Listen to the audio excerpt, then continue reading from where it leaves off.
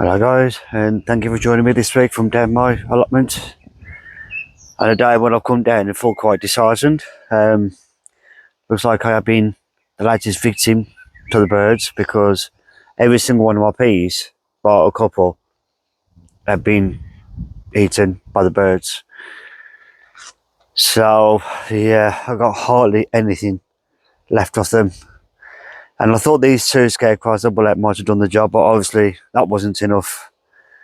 Whether the discs being out would have been the difference, I'm not entirely sure, but if I can show you a couple, there's one there, all been eaten by the birds. Thankfully though, not too late to put more in. But the first thing today would actually be clearing my wild bed area, because I need to get my sunflowers out, and also I need to get the flowers in as well. So hopefully that is something that's not going to take too long to do. I've already cut down most of the bramble. It's just cleaning like the mint plants and that, and any bramble roots, just dig out as best as I can. So what happens, and then hopefully if I get time, I'll weed that part again by the peas, put some fresh peas in, and I'm just going to put some green netting over the top of it. It's the only way you're going to stop him.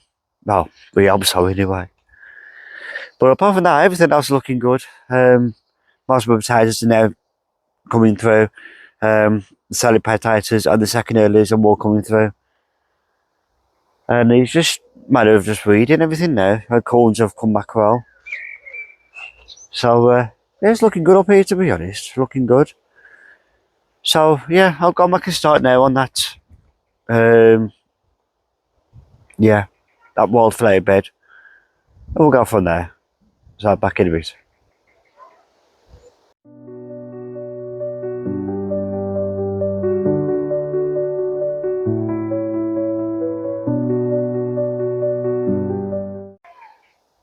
Many birds love to eat garden peas and can be quite destructive to pea plants.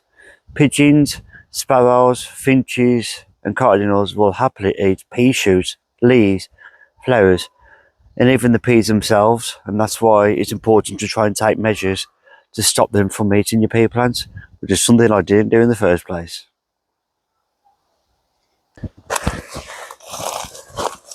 I think the only good thing about clearing these mint plants up is I probably smell quite nice at the end of it.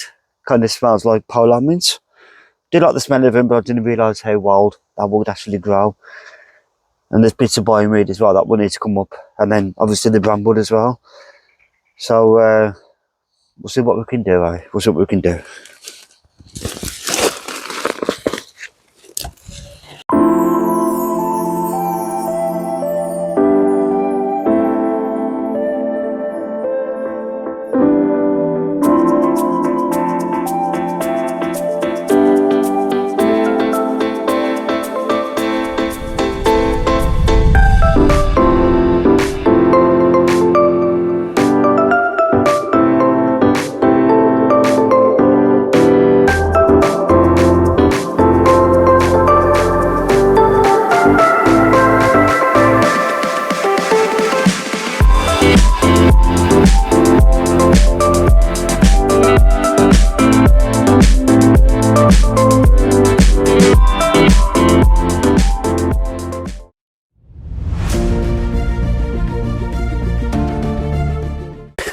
Before I carry on with my wildflower bed, I wanted to show you this little strimmer that I bought. It's got some good blades on it. You got blades for like cutting thicker grass, or you got the plastic ones for like your garden or whatever. It's very, very lightweight. You got a expandable, yeah, so you can put it to what height you need, and of course you can also adjust the head to how you want it. You got a nice little handle as well, and to be honest, he's done a cracking job of cutting down a lot of stingers and some bindweed. But one thing I will say, if you are cutting anything down with a strimmer or lawnmower, just have a quick look for any frogs, because sometimes in this long vegetation you will get frogs. Now I've already looked in mine and I've already removed one frog, so hopefully there's no more.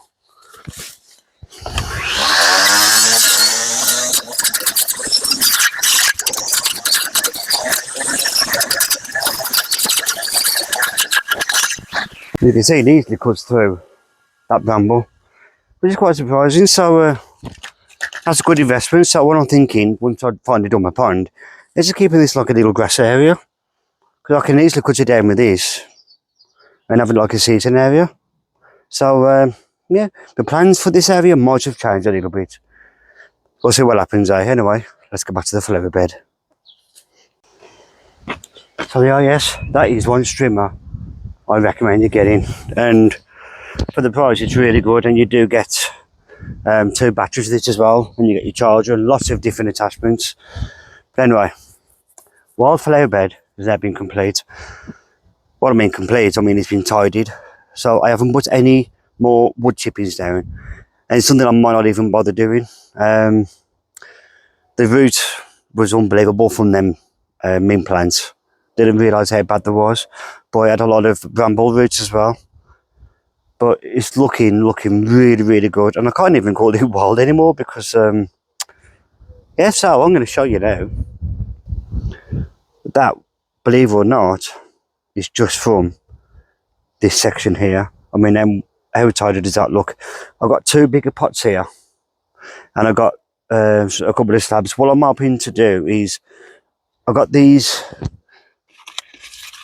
zinnias for the viewer section, but what I'm thinking is that's got 3 in. I'm going to put that in one pot, and then I'm going to put 3 lupins in another pot, and the rest of the lupins can just go in the ground here. And my sunflowers, as you can see, I've already got some canes and that up. So I'm going to put 1 sunflower there, 1 sunflower there, and 2 on that one. I do have 6. That one, not looking overly healthy, so I may put that one by the greenhouse and see what happens. But the rest are looking good. That's a nice healthy one. And these are on the floor. Actually, there's 3 in that one. Didn't realise there's 3 in that one. And then I'll tie them up, and then I'll get the rest of the lupins in.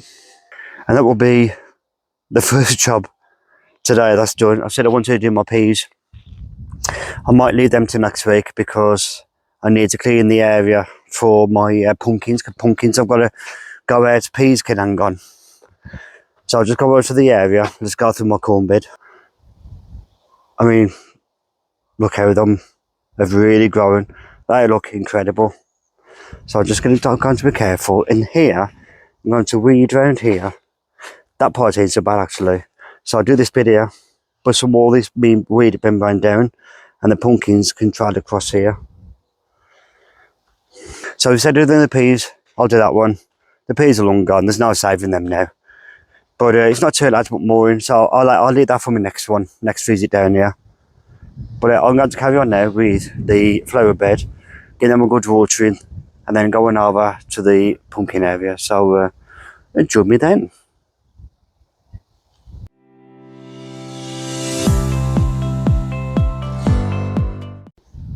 So the benefits of growing flowers on your allotment is that it boosts crop yields, provides natural pest control, improves soil health, and supplies sustainable cut blooms. Integrating flowers into your vegetable beds transform a purely functional plot into a thriving, balanced ecosystem. And there you go, flower bed is complete. This time then it is. And yeah, this is looking good. And it'd be nice when everything comes into bloom, won't it? So let me just stand over here and show you what I've done. There you go. Zinnia plants in this one, I've got 3. I'm hoping they take off okay. And in between I've got my lupins. I think I've got 5 in altogether. And I've got 3 sunflowers, unfortunately. 2 of them had actually snapped. And I got another lupin, or 3, should I say, in that one. So yeah, I reckon that's a job well done there. And just a little update on obviously the last raised beds, my viewer section without tripping over the holes. And this one has got spring onions. I bought 4 rows of spring onions. I'm going to put something on top of that to stop any birds or whatever. And I got Stella's plants in that one, 6 of them. Let's see if they take off okay. The both had fresh compost in as well. So let's see what happens.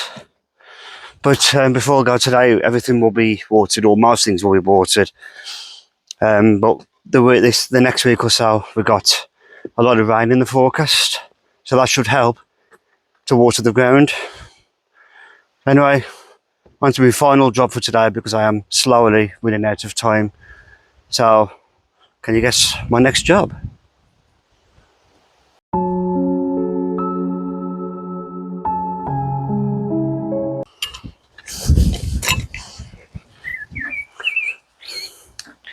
Pumpkins.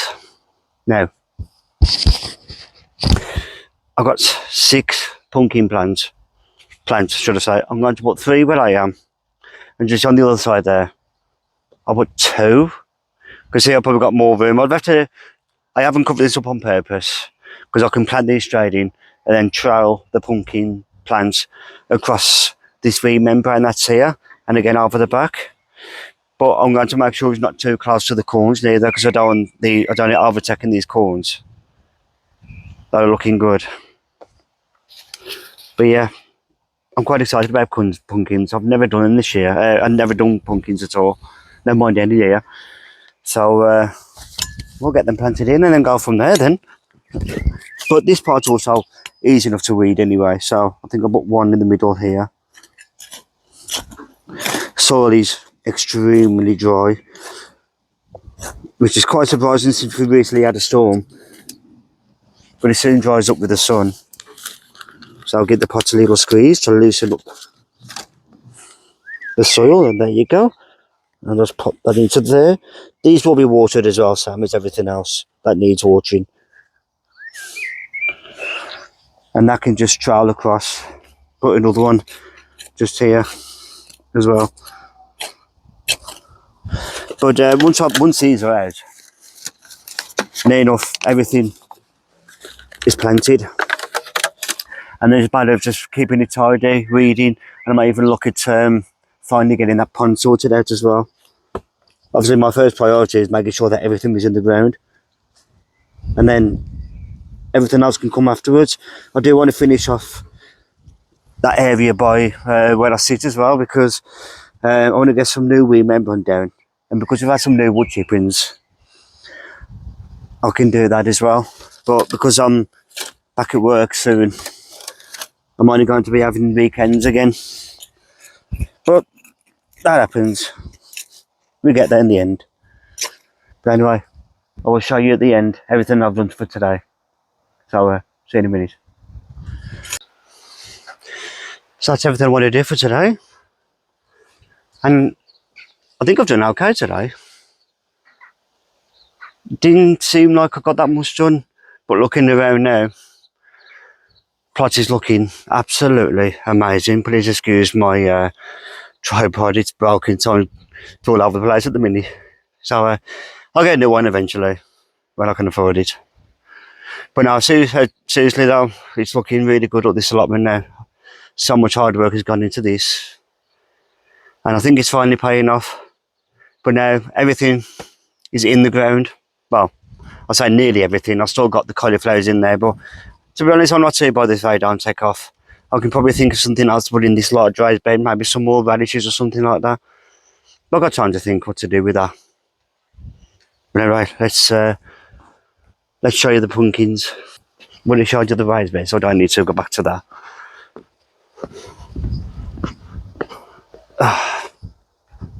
Looks like my friend is broken, but it's falling down. So I've got 2 pumpkins on this side here. Can I zoom out? Yeah. And I've got 3 over here. And like I said, the idea is to have this trading down here, and then these 2 trading across here. I reckon that'll look good. That's the takeoff, of course.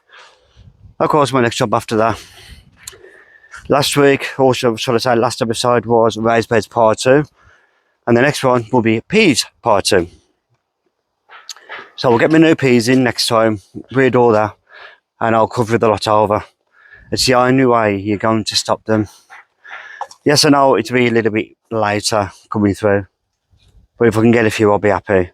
And that's why many people up here do not do peas, because they just get eaten by all the birds. This happens. Everything else is fine. So let's have a quick look around. So yeah, all the raised beds looking good. This area looking nice and tidy, and they've been cut. French beans, every single one of them doing good now. Corn's obviously doing well. The peas are not. But I've got stuff everywhere. I'm well happy. Definitely no complaints from me this year. And greenhouse again, looking really good. So, and keep your fingers crossed for the cucumbers as well. So far they do look good. Then with the cauliflowers, I haven't really got time to sort them today, so I'll just make sure them watered. Then with the dwarf French beans again, I'm not overly bothered about them ones because I've got plenty enough. So amazing stuff. Thank you so much for following me on my allotment journey, and let's hope it continues to be good. So until the next time, thank you so much. If you like what you see, please leave a like, leave a comment, and maybe even subscribe. So I'll see you in the next one. Take care, guys.